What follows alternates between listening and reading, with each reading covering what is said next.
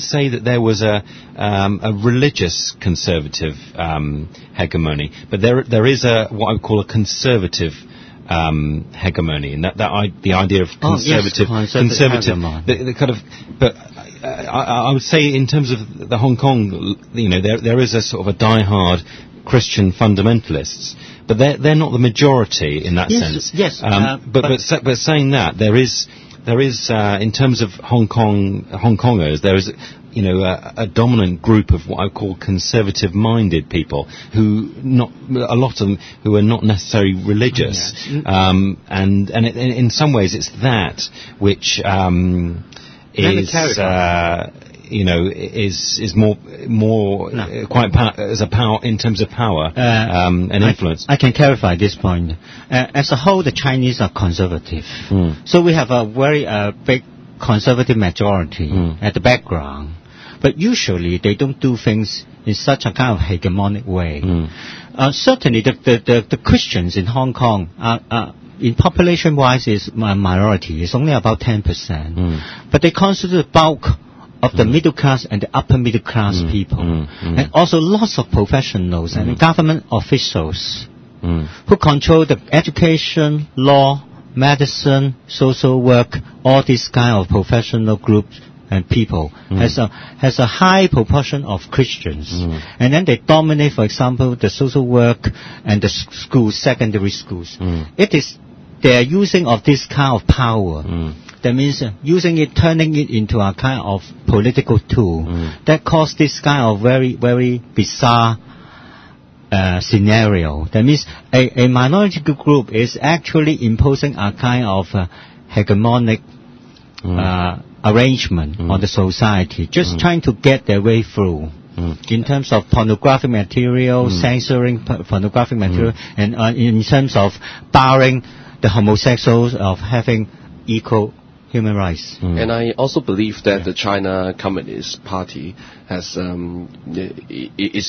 underway doing this thing to get the agreement from the conservative Christian by allowing them to go into China to have to build church and to teach Bible. So when the politics and the religion comes together, and the dirty things are coming out, because during the election, the pastor in this Yan Fuk church were supporting the conservative pro-China candidate, and also Regina Yip, so and they were liberal when British was ruling Hong Kong, but after the handover, suddenly people's change, and then they they are still have the Christian lead. They are also the Christian leader. The conservative Christians always have this mindset of being obedient to the power that be. So actually, gradually, they form a kind of unholy alliance, I should say. It's not holy at all. And a kind of unholy alliance with the power that be. So for now, the power actually is the pro-establishment power and the power that pro the central government. So the Christians' majority nowadays is actually very pro-government. So become rather anti-democratic. I think it's the ideology. So maybe Matt, what's your view on it? Well, I was just thinking, I was just thinking about the Catholics as well. Obviously, the Christians and the Catholics are different circles of power, actually. Yeah. And it is quite interesting once you think about it. The Protestants are much more militant in terms of this kind of hegemonic behavior. The Catholics, although they are conservative, as a whole, their behavior is much more so-called Catholic. That means they are more all-embracing, and they do not use this kind of very harsh and very pushy political tactics in getting their way. Although they are also anti-homosexual, they are also against the domestic violence bill. They do not put up such a kind of strong fight. But it's interesting in mainland China.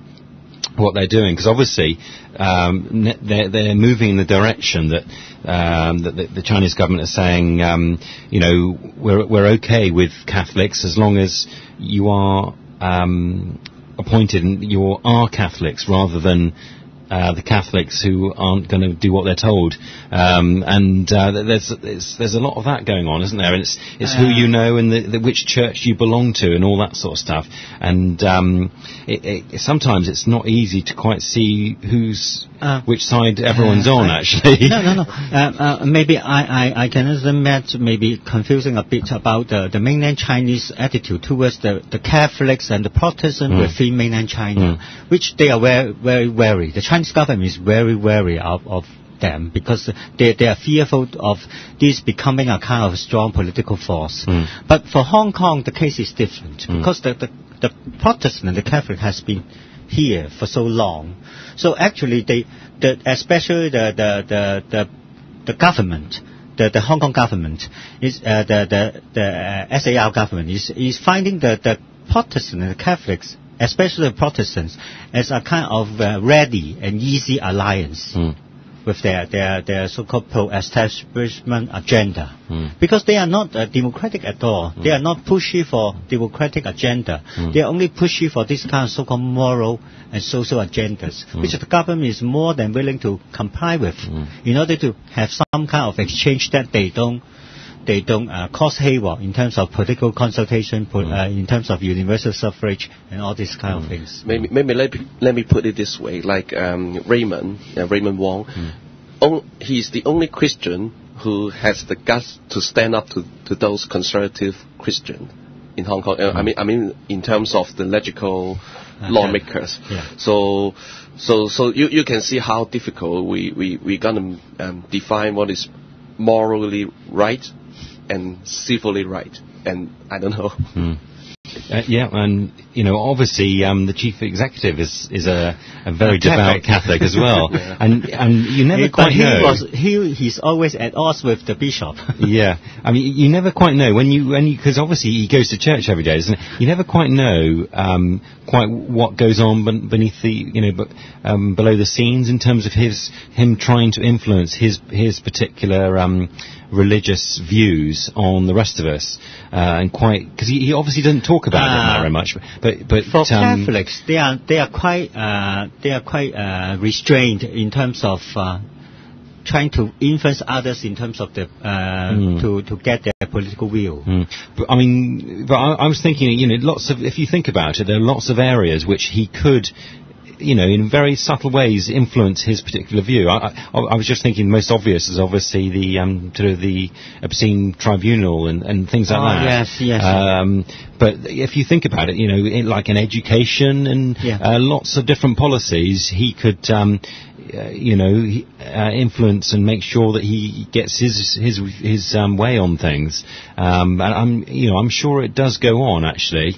Yes. That's the nature of politics a bit. As a whole, you can see that there is a kind of a so-called conservative backtracking of the whole Hong Kong society, because we can't really advance much in terms of the democratic agenda. This is something which is really tragic and sad. Yeah. So I think we've almost finished. Is there anything else you want to say, Ken, about anything else? I believe that because I read the news last week, we found some dead chicken on the border of Hong Kong. Yeah. And maybe next time it might be a massive story in 2 weeks' time. It might be a massive story because the experts were saying that they are fearful of another. Maybe next time we can talk about outbreak. Maybe next time we can talk about Margaret Chan. Margaret Chan. One, yeah. That's right. Yeah. Potentially it could be a very, very serious problem and pandemic bird flu. But obviously I've read a bit about it, and the experts were saying that particularly from last month, January, it was saying that it had worsened and that it was becoming there was a lot of cases of dead chicken, dead birds and so on in mainland China. But it'll be interesting to see quite how it pans out with that. And we'll talk about that perhaps more next time.